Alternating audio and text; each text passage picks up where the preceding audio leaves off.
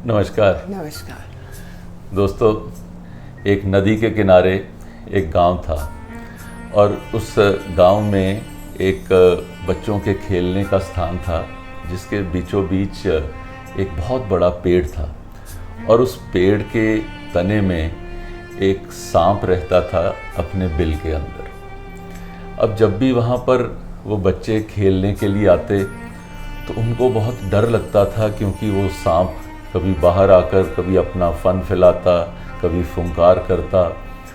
तो बच्चे बहुत डर डर के वहाँ खेलते थे। एक बार क्या हुआ कि बच्चे वहाँ फुटबॉल खेल रहे थे और वो बॉल जाकर सांप को लग गया। सांप को बड़ा गुस्सा आया और उसने तेज़ी से एक बच्चे की तरफ आगे बढ़ा और उस बच्चे को उसने डस दिया। बाय चांस जल्दी से वहाँ पर गांव वाले लोग आ गए और बच्चे को डॉक्टर के पास ले गए और जल्दी से उसका उपचार हुआ और बच्चे की जान बच गई।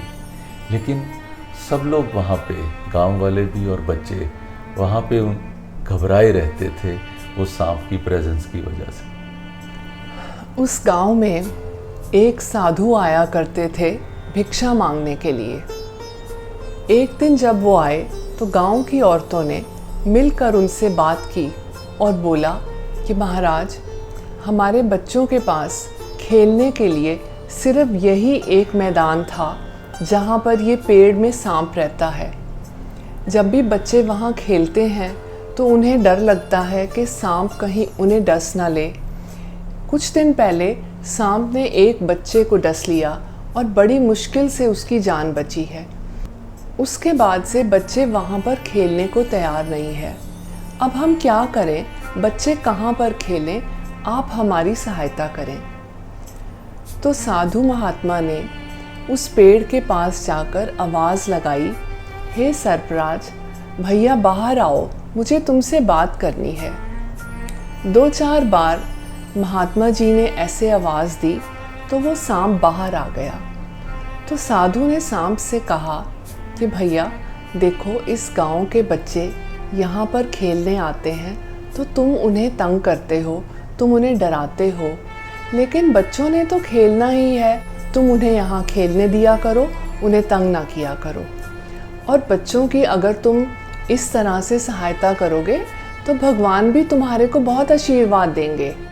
तो सांप ने उन महात्मा को प्रॉमिस किया कि मैं आगे से बच्चों को तंग नहीं करूँगा और जब वो यहाँ पर खेलने आएंगे तो मैं पेड़ के अंदर अपनी बिल के अंदर चले जाया करूँगा। जब सांप के इस वायदे का गांव वालों को और बच्चों को पता लगा, वो बहुत खुश हुए।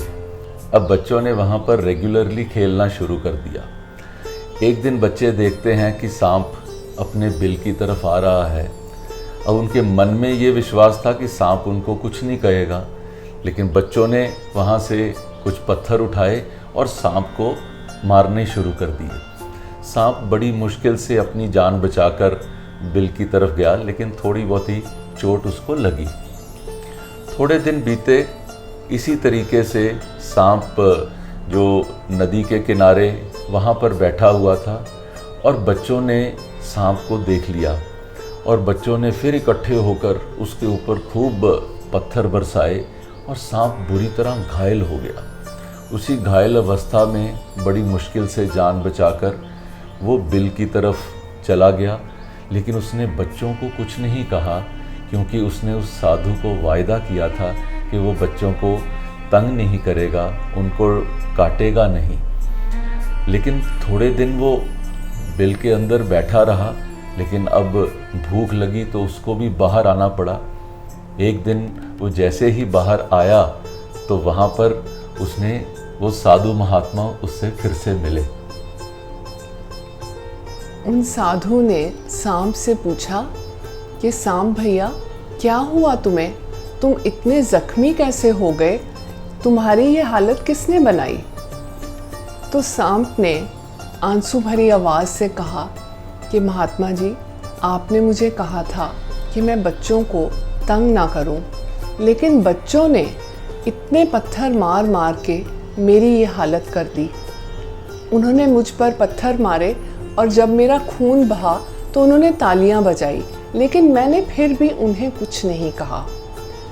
तो साधु ने कहा, अरे भाई, ये थोड़ा ही कहा था मैंने कहा था कि बच्चों को खेलने देना, उन्हें तंग मत करना।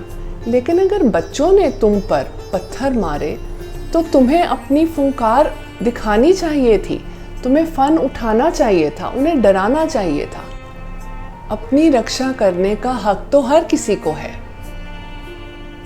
अगर हम अपने जीवन में भी देखें तो शायद इसी तरीके से होता है।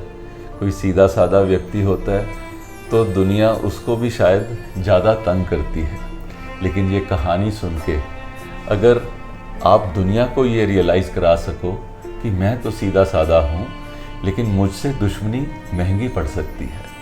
हमारी इस कहानी के माध्यम से अगर आप भी अपने जीवन में सुधार ला पाएँ तो सनरेज की टीम को लगेगा हमारा प्रयास सफल हुआ। धन्यवाद। अगर आपने हमारे वीडियोस नहीं देखे हैं तो नीचे दिए गए किसी भी लिंक पर क्लिक करें और लॉग इन करें।